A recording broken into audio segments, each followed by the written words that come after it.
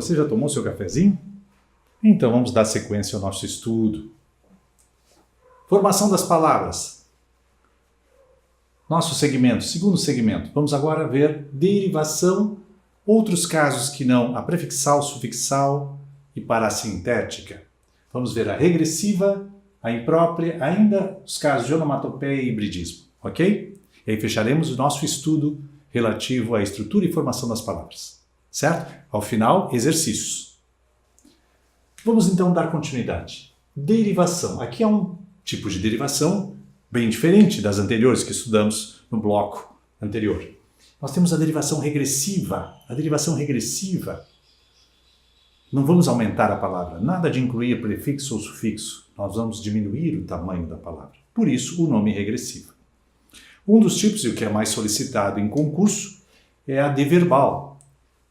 Aquela redução porque eu pego um verbo e quero transformar num substantivo. Então, vou reduzir o tamanho do verbo e fazer dele um substantivo.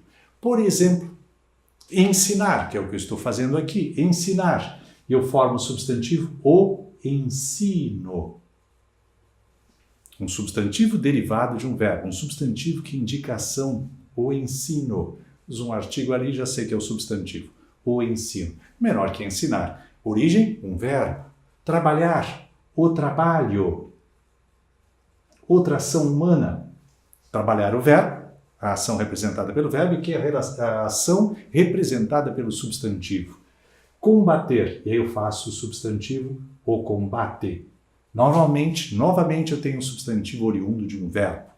Um substantivo que expressa ação, certo? O combate. Nós temos aí uma redução no tamanho da palavra. E a origem, um verbo. Por isso ela é regressiva. Por isso é uma derivação regressiva do tipo deverbal. Mas nós temos outras formas de diminuir a palavra. Uma delas, por economia, a tal de redução. Cinematografia. Resultou cinema, que resultou cine. Olha a redução no tempo, ocorrida no tempo. Então, cinema ou cine, a palavra de origem, cinematografia. Cinema, cine. Reduzi, cortei a palavra, né? Motocicleta. E nós dizemos moto. Moto. Motocicleta, moto. Pneumático. Pneu. Reduzimos. Extraordinário. Extraordinário. Então, esse processo, nós reduzimos o tamanho da palavra. Cortamos metade da palavra, ou quase isso, por uma questão puramente de economia. As crianças já dizem, não, eu vou tomar um refri em vez de refrigerante, né? É um processo que vai se estendendo aí para o futuro de redução das palavras. O tempo urge, vamos diminuir o tamanho da palavra, certo? Redução. A sigla. Nós vivemos no mundo das siglas. Eu vou fazer concurso para o TJ, Tribunal de Justiça, para o IBGE, Instituto Brasileiro de Geografia e Estatística. Estamos aí com siglas. Eu estudo na USP, Universidade de São Paulo. Ele vai até a ONU, Organização das Nações Unidas, e assim por diante. A sigla também é uma simplificação, normalmente com a primeira letra de cada uma das palavras, né? Por exemplo, OEA é uma sigla, Organização dos Estados Americanos, né? Então eu tenho apenas as primeiras letras. Há alguns casos que utilizam um pouquinho mais de letra antiga, Varig, Viação Aérea Rio-Grandense. A própria TAM, agora Latam, TAM, Transportes Aéreos, Marília. Né? Então nós vivemos no mundo PUC, Pontifícia Universidade Católica. Não há como fugir. O mundo é das siglas. Né? Apareceu algum órgão público, lá vem uma sigla. Ok? Símbolo. O símbolo é utilizado na química. O que é uma redução? Eu tenho ouro lá, né? E aí o símbolo do ouro, latim, um AU, né? Aurum. O cobre, um CU, cuprum, né? Cuprum. Nós temos aí, então, também uma diminuição, uma representação do elemento químico com o símbolo. A prata, argentum. O enxofre, um S, sulfur. Símbolo da química. Diminuímos a palavra. Até agora, todos os processos são de diminuir, criar a sigla, criar o símbolo. Ainda temos a medida, aqui em cima, medida. O Brasil é signatário, a maioria dos países do mundo é signatário do Acordo de Medidas. Então eu represento quilômetro com um K e um M. E olha que quilômetro em português é com QU, quilômetro, QU. Mas eu uso a medida internacional, km. Né? Ora, apenas um H.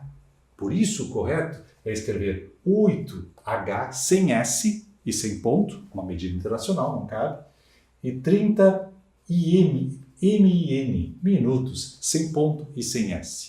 Ok? E sem espaçamento também. Minutos aqui, dispensável, usa se quiser, né? 8H e 30, pronto. Mas não é errado também colocar ali minutos. Então eu uso aqui medidas, certo? E ainda tem a abreviatura. Deve ser evitada em redação, hein? Abreviatura. Eu tenho a palavra substantivo e eu abrevio. A regra é toda a primeira sílaba e avança na segunda sílaba até a consoante. Ok? Caso a palavra ainda possa gerar dúvida, avance até a terceira sílaba. Mas aí, se ainda não entendeu, escreve por extenso, ora bolas. Não paga a pena ficar reduzindo aí com um tamanho muito grande. Então vamos, subs primeira sílaba, e aí para na consoante da segunda sílaba temos a abreviatura. Só, por favor, lembre que há muita exceção, né?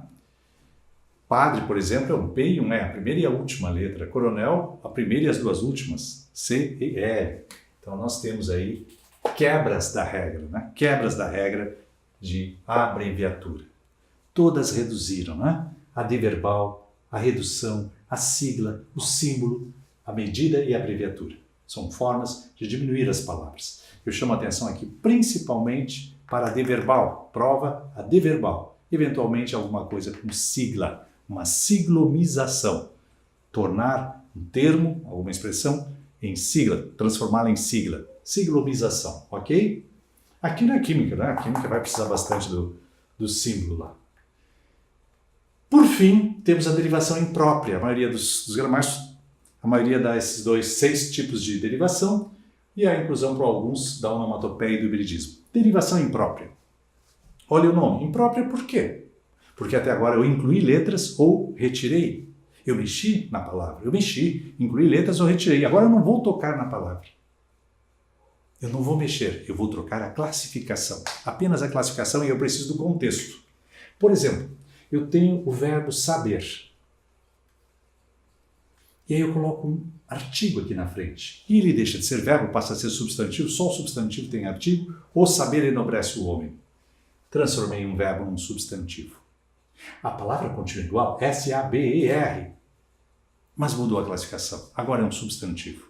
Eu tenho um verbo no particípio, ferido. E aí eu troco. Dedo ferido virou adjetivo. Dedo ferido. O ferido foi hospitalizado, virou substantivo. Então eu tenho aqui uma derivação imprópria. A palavra ferido continua com as mesmas letras, mesma fonética, não alterou nada, mas na hora de classificar, dedo ferido, ferido é adjetivo, caracteriza dedo aí, né?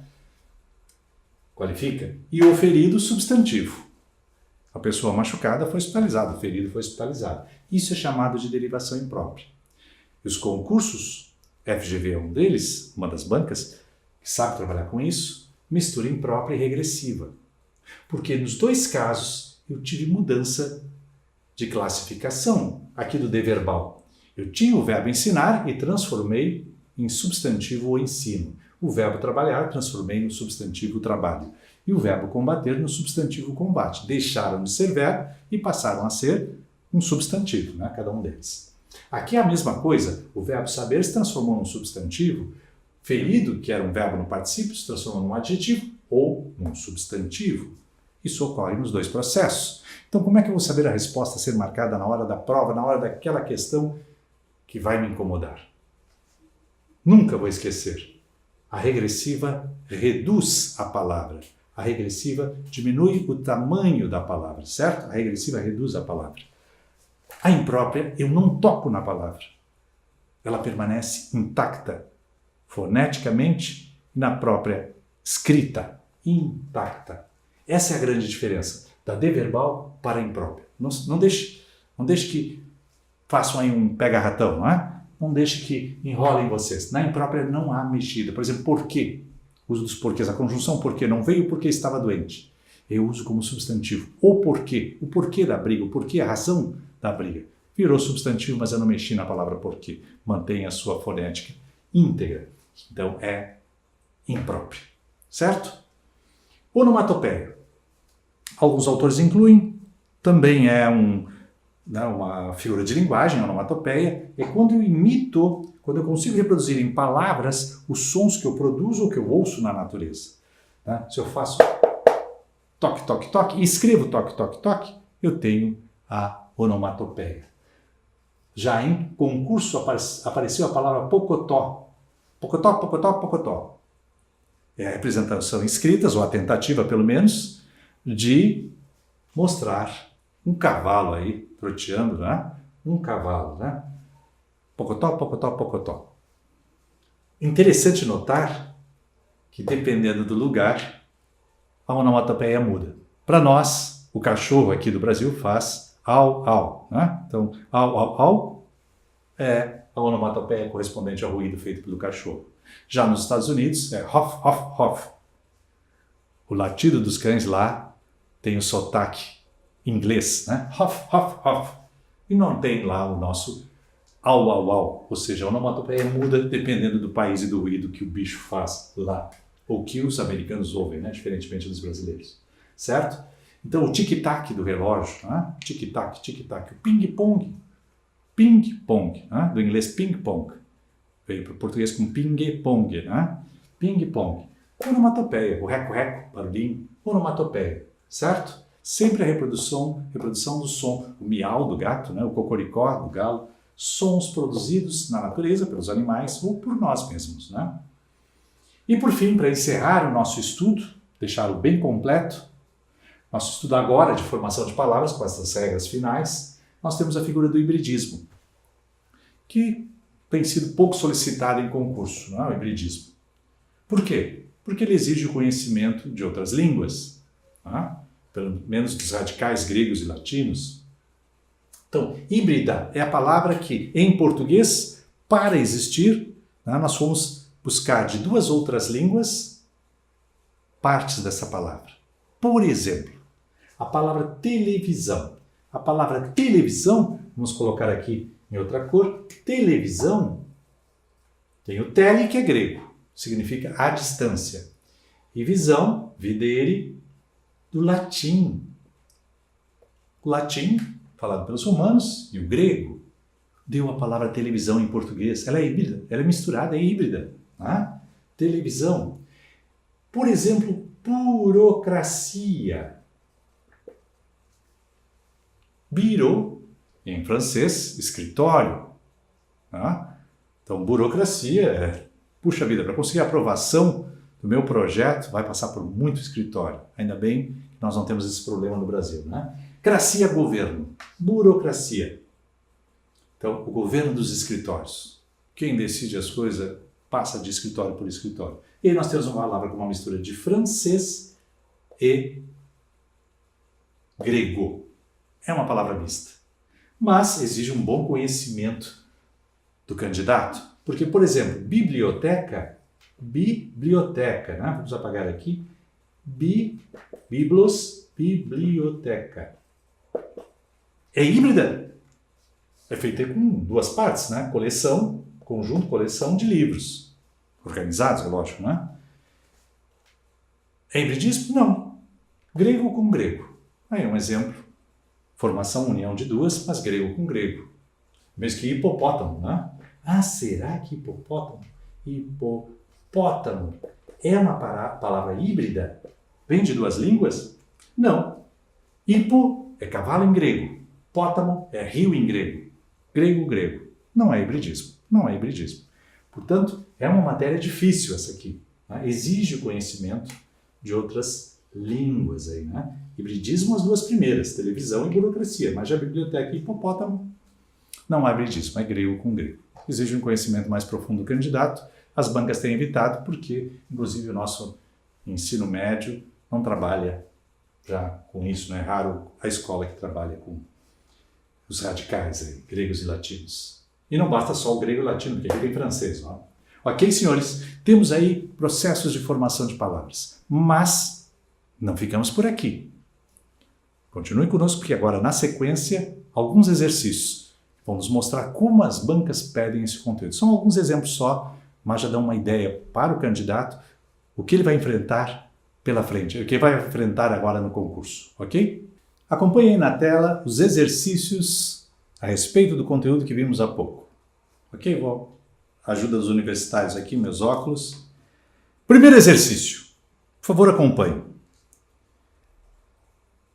A palavra trem-bala, unida aí com hífen, trem-bala, é composta por justaposição, é a questão incluída.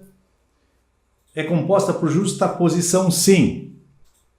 Não há alteração na união das duas palavras, alteração fonética. Trem, bala. E aí pede qual das 5 alternativas apresenta a palavra com o mesmo tipo, com o mesmo processo de formação, composição por justaposição. Vejam que na alternativa A nós temos a palavra governança, presença de sufixo, sufixal. Na alternativa B, prefixal e sufixal, ilimitado. Já a alternativa C é o nosso alvo, passatempo, e vimos num dos exemplos dados anteriormente, é realmente uma palavra formada por composição. E composição por justaposição.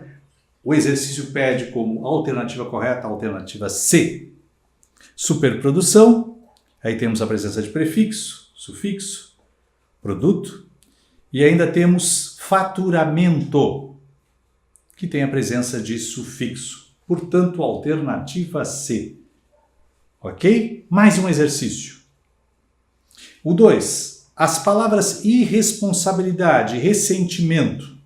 Irresponsabilidade e ressentimento. Da Sebrasp, Banca CESP, pede correta ou errada? O que diz a respeito? A questão a respeito das duas palavras, que elas são formadas por prefixação e sufixação. Esse é o processo de derivação, por prefixação e sufixação. E a resposta é certo, correto. De responsável, do adjetivo responsável, temos a formação do substantivo, antônimo, responsabilidade e irresponsabilidade. Né? Lá com o sufixo formador de substantivo, o dade. E ressentimento, outro substantivo, que vem de sentir, sentimento, sufixo e ressentimento. Exato, correta a resposta. Mais uma questão, também CESP, é uma questão muito interessante, porque nós temos verbos das 3 conjugações. Vogal temática A, primeira conjugação, E, segunda conjugação, I, terceira conjugação. O verbo pôr é da segunda, a origem é poer, perdeu o E na história, né? Na sua história, o verbo pôr, mas ele é da segunda conjugação, 3 conjugações. E os verbos que surgem, que têm surgido, todos os verbos que nós criamos, ultimamente, são verbos da primeira conjugação, portanto, AR, né? Vogal temática A e a desinência R de infinitivo, primeira conjugação. Dou alguns exemplos, né? O ameriçar, por exemplo, quando criaram um hidroavião, ameriçar, pousar no mar, né? Primeira conjugação. O aluniçar, pousar na lua, primeira conjugação. Né? O deletar, delete, do inglês, deletar. Nós emprestamos a palavra, né? Do inglês, ela veio para o português, por empréstimo, delete, e nós criamos o verbo deletar, primeira conjugação. Isso é próprio da língua portuguesa, a língua portuguesa moderna está criando verbos de primeira conjugação. E aí temos como resposta correta. Segue um processo que tem sido bem comum nos últimos tempos. A palavra estrangeira, alguma criação, é um neologismo, não é? Neologismo, o que é? Uma palavra que não existia na nossa língua e ela se incorpora aos nossos dicionários. Portanto, resposta correta. Bem interessante esta última, não é? Que nos mostra a formação de palavras por empréstimo, trazendo de outra língua. Ok? 3 questões muito interessantes a respeito dos processos de formação de palavras. Continue conosco, convide seus amigos, peça que eles se inscrevam, é gratuito o curso, prestigie as nossas aulas, Até o próximo encontro. Café com Curso.